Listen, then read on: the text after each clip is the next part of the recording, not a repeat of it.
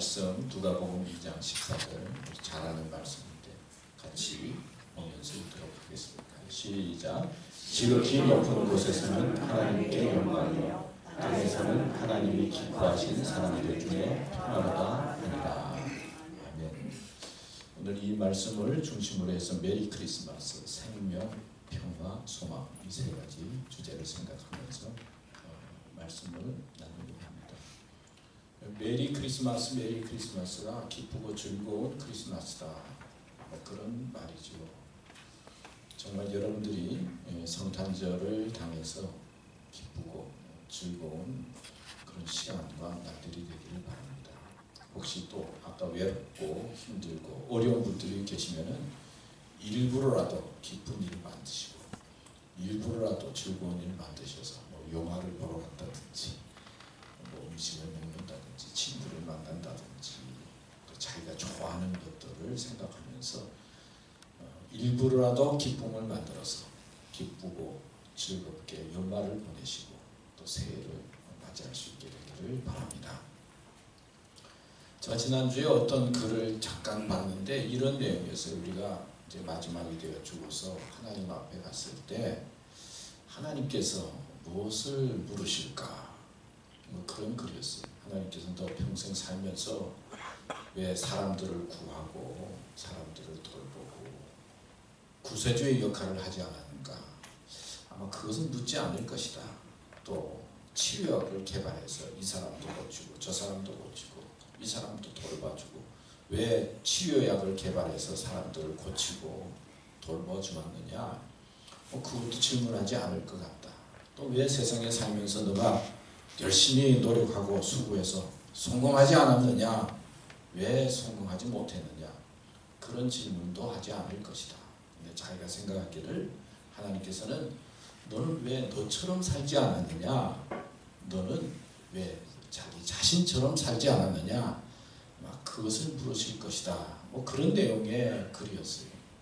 근데 제가 그 글을 보면서 어떤 느낌이 나 자신처럼 사는 거는 어떻게 사는 것일까? 하나님께서 나를 세상에 보내셨는데 생명을 주셨는데 생명까지는 주시고 살으라고 하셨는데 어떻게 살아야 된다 라고 뚜렷하게 말씀해 주셨으면 아마 그렇게 살면 되겠는데 뚜렷하게 생명을 주셨지만은 이렇게 살아야 된다 그런 말씀을 하지 않았잖아요. 그래서 저는 스스로 생각할 때 나처럼 산다는 게 어떻게 사는 것인가? 자기답게 사는 것이 어떻게 사는 것인가?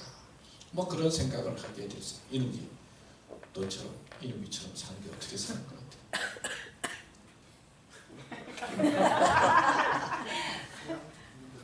뭐 그냥 우리 승주 젊은 친구 승주답게 산다. 그게 어떻게 사는 것 같아? 원하는 대로 사. 저도 질문해 보니까 이때까지 뭐 60여 년을 살아가는데 나처럼 산다는 게 어떻게 사는 것일까? 자기답게 산다는 게 어떤 것인가? 대답하기가 좀 만만치가 않더라고요. 그리고 나는 나처럼 하나님께서 원하시는 나처럼 자기처럼 살았는가? 그런 질문을 하면서 좀 생각을 하게 됐어요.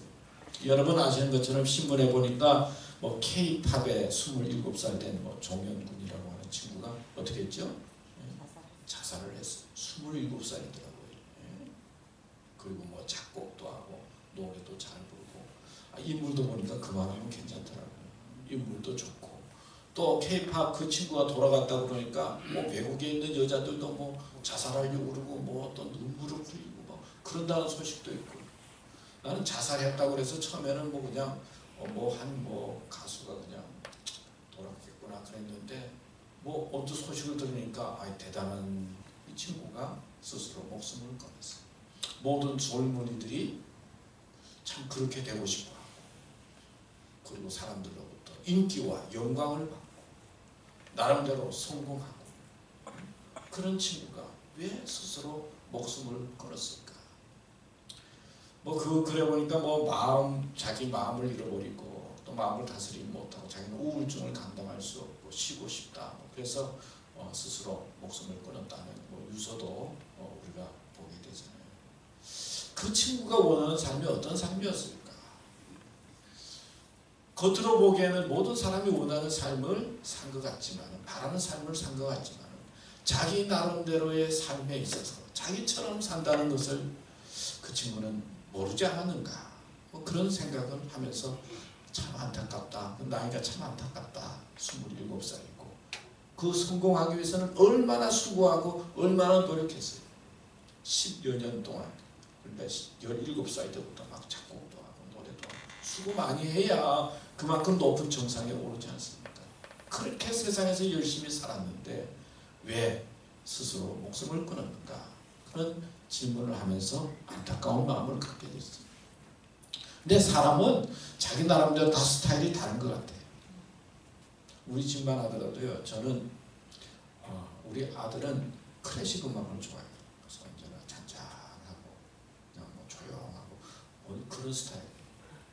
우리 딸은 또 반면에 랩 같은 걸 좋아해요. 거기서 꽁덕꽁덕. 아니 딸이 그렇더라고요. 그래서 막 이게 노래인지 뭐 무슨 뭐 글을 읽는 건지 막 그래서 나는 차만 타면 그 노래가 나오면 막 머리가 아픈데 기분이 좋은 거예요. 그 다음에 저는 무슨 음악 좋아해요? 목사니까 찬송가 좋아할 것 같죠. 뽕짝은 아니고. 그냥 저는 즐겁고 칸츄리송 같은 게 들으면 좀 신이 나고 슬프고 그런 노래는 좀 싫다. 우리 집사람은 잘 모르겠 짬뽕이에요. 뭐 다 좋아하는 것 같아요. 하여튼 클래식에 가깝거든요. 자, 한 집에 똑같이 살면서도 다 스타일이 다 다른 거예요. 다 살아가는 방법이 다 다르고 음악 듣는 것만 해도 다 다르잖아요. 여기 우리가 같이 있지만은 예수를 믿는다고 하지만은 다 다른 스타일의 삶을 가지고 예수님을 믿는 거죠. 자기 나름대로의 삶을 산다, 자기의 삶을 산다라고 하는 것은 먼저 우리가 알아야 될 것은 자꾸 남 따라 산다고 하는 것이 아니잖아요. 남과 뭐 비교한다든지 남에게 너무 의식해서 사는 것은 자기처럼 사는 게 아니잖아요. 뭐 예를 들면 다른 사람이 다 음식 맛있다고 하지만 나는 먹으니까 맛이 없는 거예요. 그러면은 다른 사람 따라서 예 맛있어요 그럴 수 있지만은 용기를 가지고 나는 맛이 없는데요. 그게 자기 스타일이에요.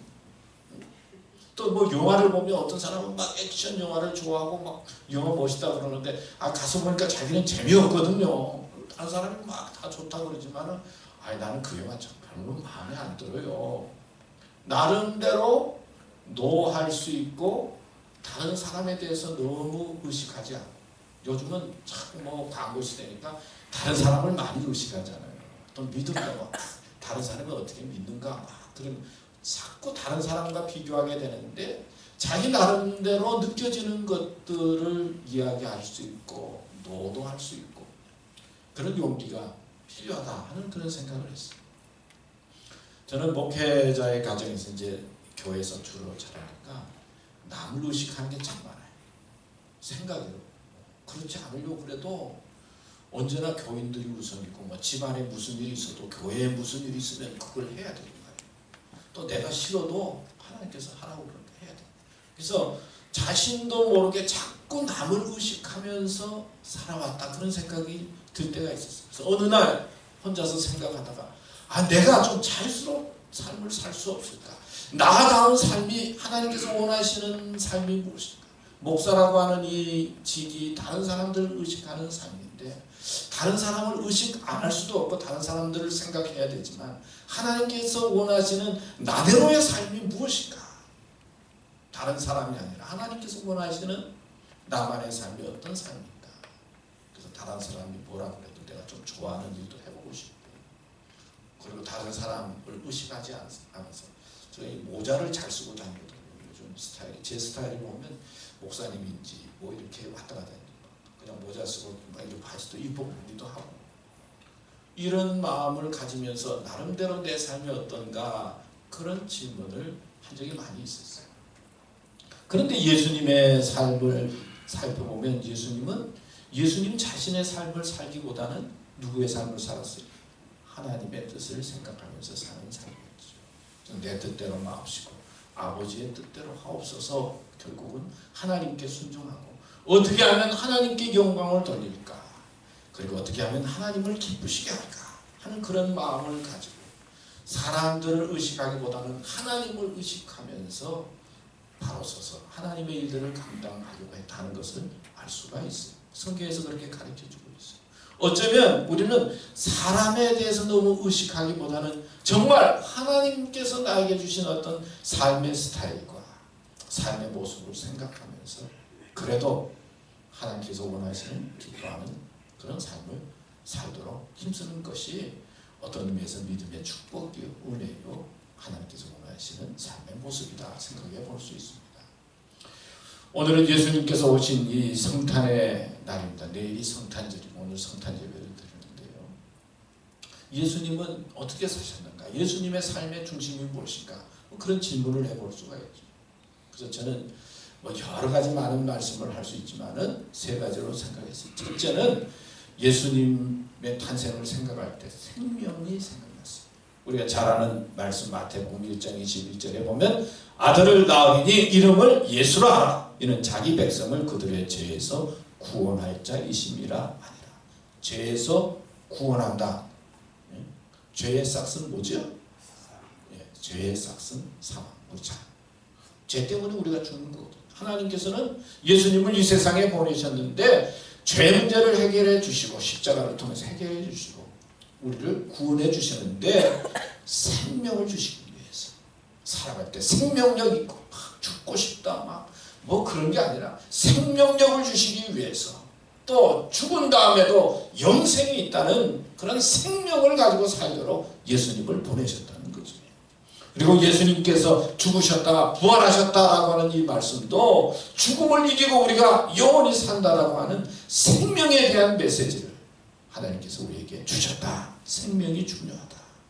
요한복음 6장 29절 30절 우리 다 같이 한번 읽어볼까요? 시작. 나를 보내신 이의 뜻은 내게 주신 자 중에 내가 하나도 잃어버리지 아니하고 마지막 날에 다시 살리는 이것이니라. 내 아버지의 뜻은 아들을 보고 믿는 자마다 영생을 얻는 이것이니 마지막 날에 내가 이를 다시 살리리라 하시니라. 하나님은 예수님을 이 땅에 보내주셨는데 살리는 거예요. 살리기 위해서 보냈다. 죽어도 살리고 고민과 염려와 고통 속에 있어도 예수님 도와주세요. 예수님을 믿으면 예수님께서 우리를 살리시는 거예요. 살리는 역사가 있어요. 예수님의 탄생 이야기를 이제 성탄절이 되면 이야기하는데 성경에 보면 특별하게 아들을 낳은 사람들이 있어요. 누가 있죠? 아브라함이 몇 세에 낳았지? 100세에 아들 이름이 뭐죠? 이삭을 낳았어요. 근데 하나님께서 아들이 아브라함에 나타나서 이제 축복의 하늘의 별처럼 바다의 모래처럼 너의 자손을 줄 것이다. 그렇게 말씀했는데 100세가 가까이 오는데 아들, 딸이 하나도 없는 거예요.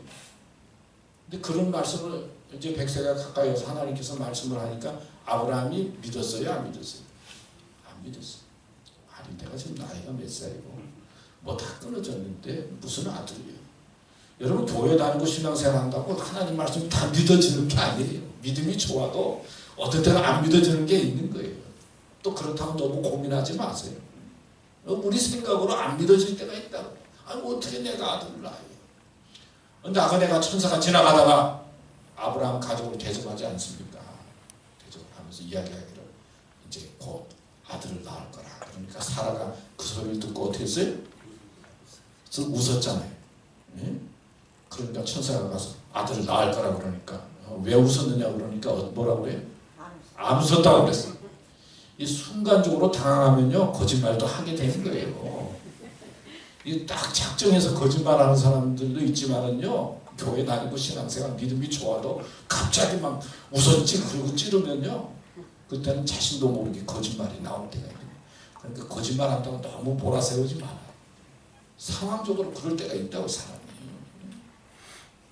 근데 하나님께서 아브라함 가정에 100세의 아들 이삭을 주셨어요. 믿음의 예표를 주셨어요. 그리고 이삭을 하나님 앞에 너무 사랑하니까 하나님께서 바치라고 하니까 드리지 않습니까? 예수님의 예표로 이삭을 하나님 앞에 드리는 것을 신약 성경과 알 수가 있어요. 또 생각나는 사람이 있는데 사무엘의 엄마가 누구죠? 한나. 과거에는 아기를 못 낳는 게 이거는 하나님의 심판과 저주처럼 생각해요.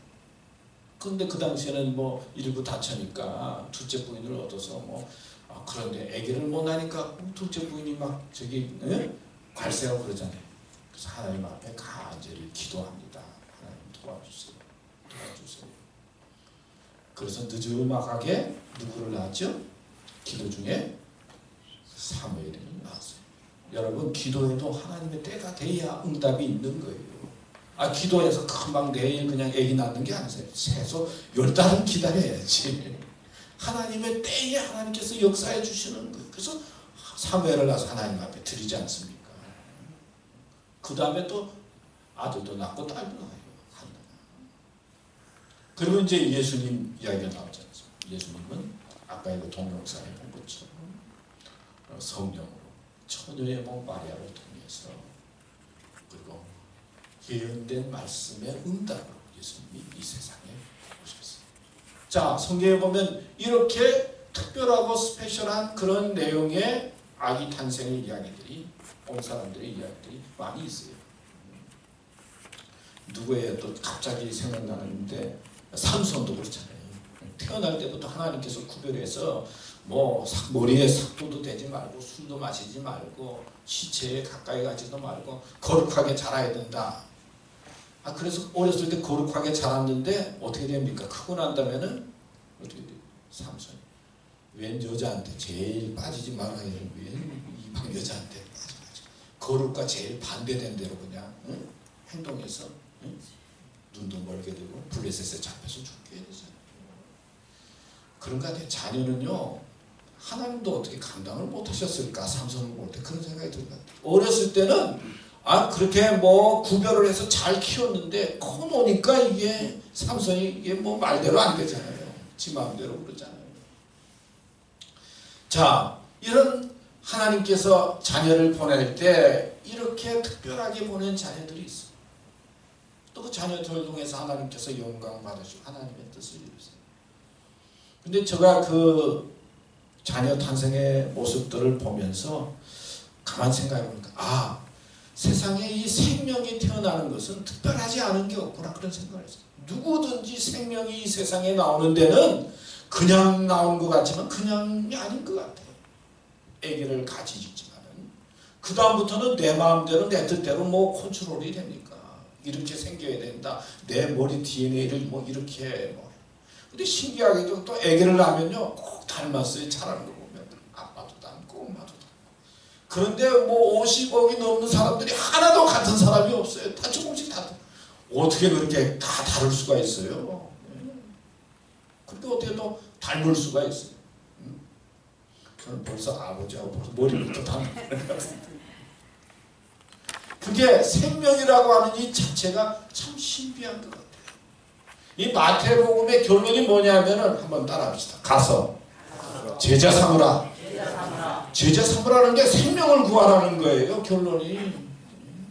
땅끝까지 이르는 내 증인이 되라. 이 말씀도 뭐예요? 생명을 구하라는 거예요. 생명에 대한 말씀을 하고 있는 거예요. 그래서 하나님께서 예수님을 이 세상에 보냈다라고 하는 이 말씀의 핵심은 세상에 힘들고 어렵지만 생명이 소중하다. 그리고 생명을 구하는 사람이 되고 생명력 있게 살아야 된다. 그렇게 말씀하고 있는 것이 하나님께서 예수님을 이 땅에 보내신 귀한 뜻이다. 믿습니까? 한번 따라합시다.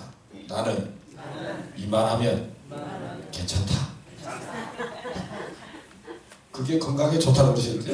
예? 건강에 좋다고 그랬죠. 나는 이만하면 괜찮다고. 다 괜찮은 사람들이 살고 있는데 우리 교회 다니시는 분들은 이만하면 괜찮아요. 다 열심히 일하시고 인물도 이 정도면 괜찮고 건강하시고.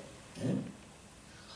그런데 성경 말씀을 보고 예수님께서 행하신 일을 보면 이만하면 괜찮은 정도가 아니고 이건 복받은 존재예요. 축복받은 죄예요. 영생 얻지요. 구원 얻지요. 죄 지은 건 용서함 받지요. 하나님께서 우리를 위해서 십자가에 달려 죽으셨지. 얼마나 귀하고 복된 존재입니까?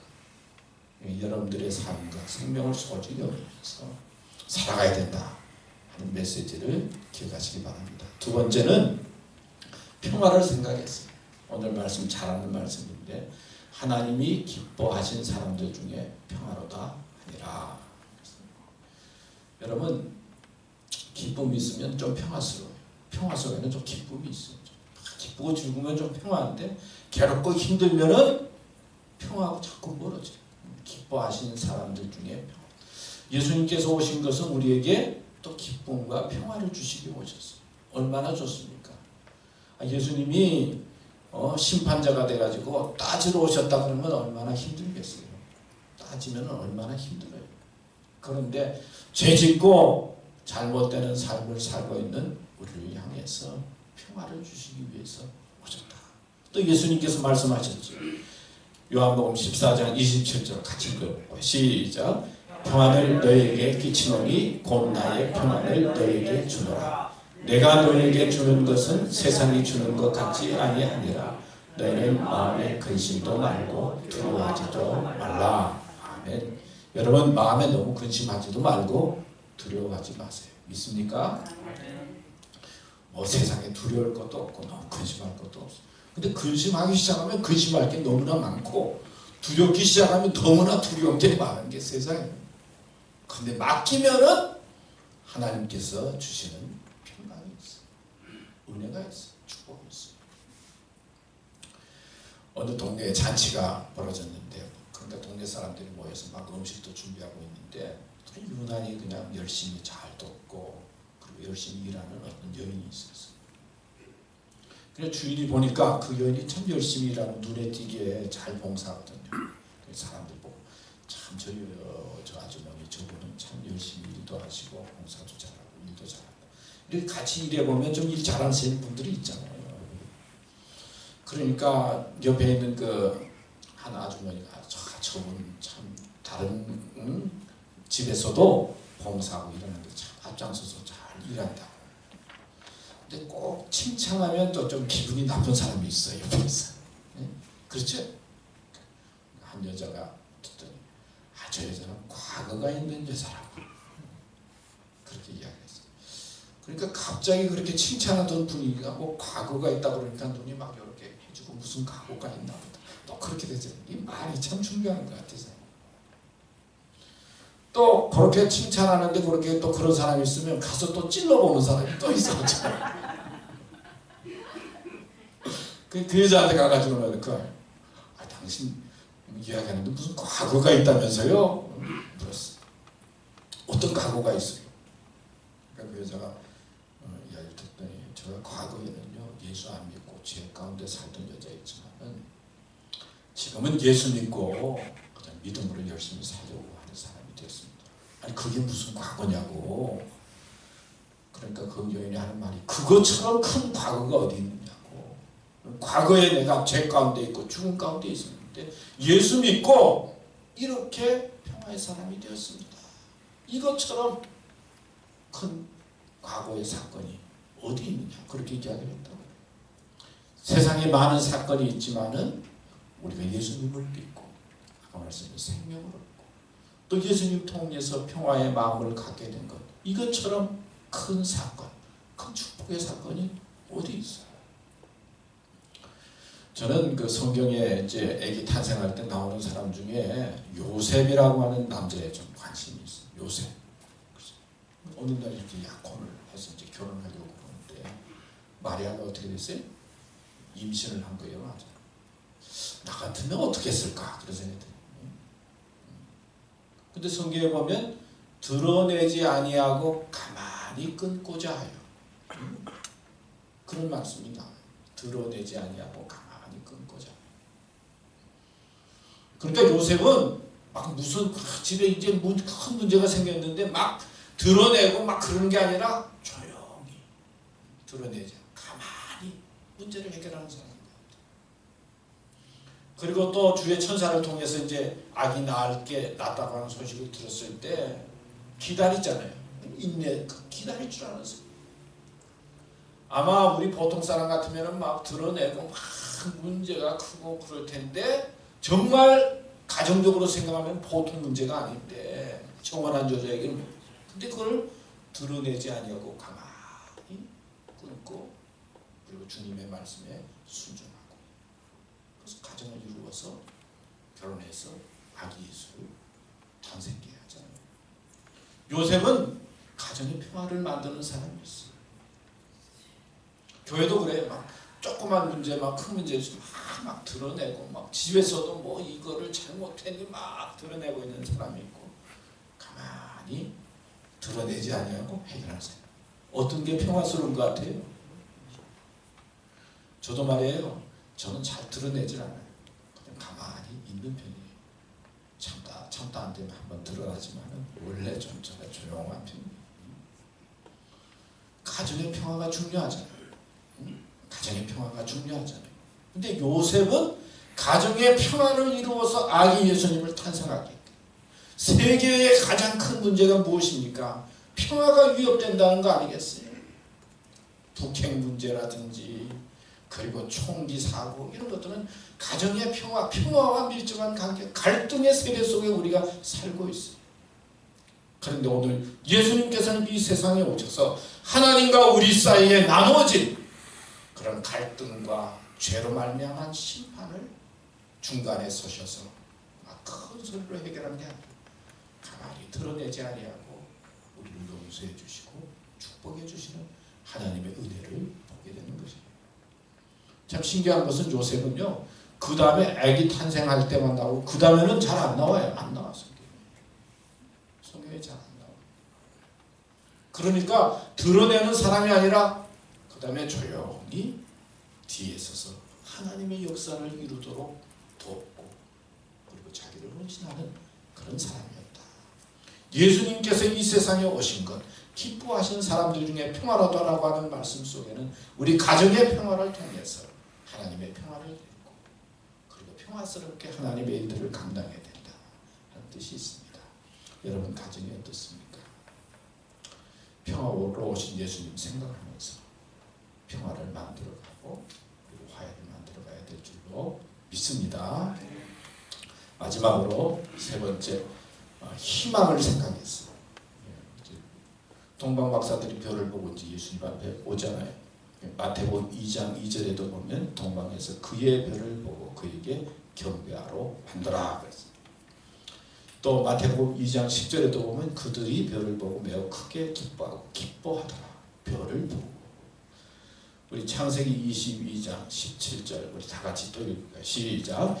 내가 내게 큰 복을 주고 내 씨가 크게 번성하여 하늘의 별과 같고 바닷가의 모래와 같게 하리니 내 씨가 그 대적의 성문을 차지하리라.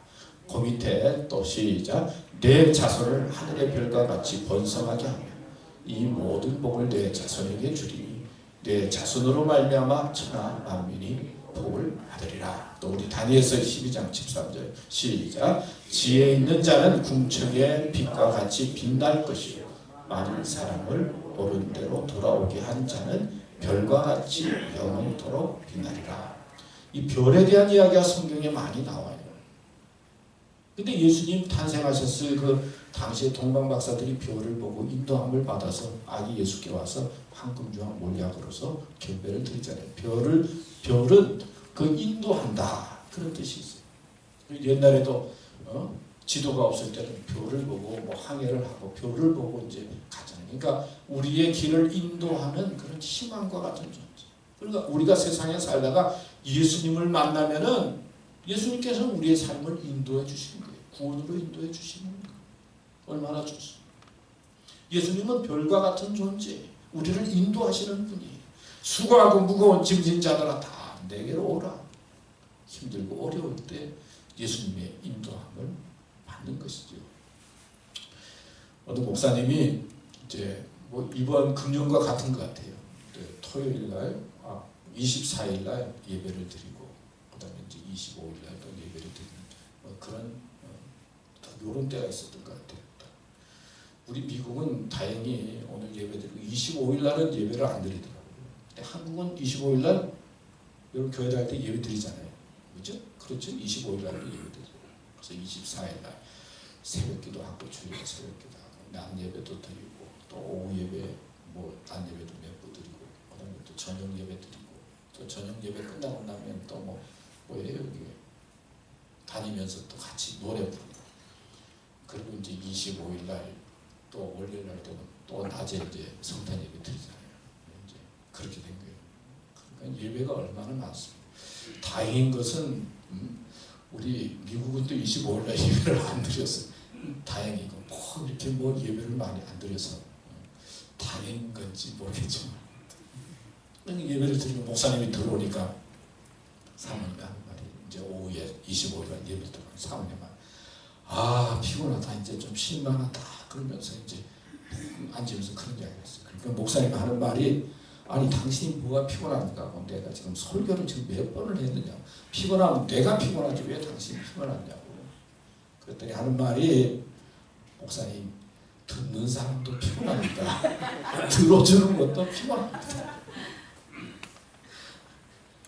여러분 그래요. 하는 것도 피곤하고 듣는 것도 힘든 것 같아요. 교인들도 제가 보니까, 목회하면서 보니까 참 억지로라도 나와서 설교 말씀 듣기 힘든데 들어주는 것도 보통 은혜가 아니에요. 사실 세상에 살면서 피곤하지 않은 게 없어요. 사실은 생각하면 피곤한 게 참 많은 세상에 우리가 살고 있어요. 힘들다, 피곤하다, 그런 느낌을 가질 때가 많이 있어요. 그렇지. 그럴 때 누가 우리에게 위로가 되고 용기가 될 수 있어요? 참다운 마음의 평강을 주고, 그리고 참다운 내 삶을 이끄는 그런 은혜를 어디에서 찾을 수가 있어요? 남편에게 찾을 수가 있어요? 지내보니까 그냥 그렇고 그렇지. 또 아내에게 찾아올 수가 있을까요? 또 그렇지. 별과 같은 예수님의 인도함을 받는 것이 중요해요. 그 믿음으로 사는 게 뭐예요? 믿음으로 살아야 돼요. 그래서 예수님의 인도함을 느끼고, 그리고 예수님의 인도 속에 살아가려고 할 때 우리의 위로와 용기와 희망이 있다는 것이죠. 그래서 예수님을 그냥 어느 동네 베들레헴에 그냥 아기로 낳으시게 하실 수 있지만은, 하나님께서는 별을 띄워서 별의 인도함을 받도록 동방박사들을 인도해서 아기 예수님을 만나게 하고 마음을 드리고 황금유황 몰려가 드리게 한 것처럼, 우리의 삶 속에 어둡고 캄캄한 일들이 많이 있고 피곤하고 힘든 일들이 많이 있지만은, 별과 같은 예수님을 바라보고 희망 중에 살아야 된다. 희망을 가져라. 영생이 있다. 라고 말씀하는 것이 귀한 하나님의 뜻이요, 또 우리들에게 소망과 희망의 메시지인 것입니다. 여러분, 예수님 믿는 것이 얼마나 귀하고 좋은지 세 가지가 말씀드렸는데, 첫째가 뭐죠? 예? 다 잊어버렸어요. 첫째가 생명, 둘째가 평화, 셋째가 희망. 예수님 믿고 예수님 오신 성탄, 이 크리스마스가 정말 우리의 마음속에 메리 크리스마스가 되어져서 생명력 있고 평화의 마음을 가지고, 그리고 나를 인도하시는 별과 같은 예수님을 소망하면서 잘 보내는 그런 삶이 되시기를 축원합니다. 기도하겠습니다. 하나님 아버지, 오늘 성탄절 또 이렇게 주님 앞에 기쁘고 즐거운 마음으로 예배드리게 해주시니 감사합니다. 정말 저희들의 생명을 구원하기 위해서 오신 예수님, 참다운 평화를 주시기 위해 오신 예수님, 우리의 삶을 인도해 주시기 위해서 오신 예수님, 감사합니다. 믿음으로 응답하며 주님의 뒤를 끝까지 감사하며 쫓아갈 수 있는 삶으로 저희들을 축복해 주시옵소서. 예수님의 이름으로 기도드렸습니다.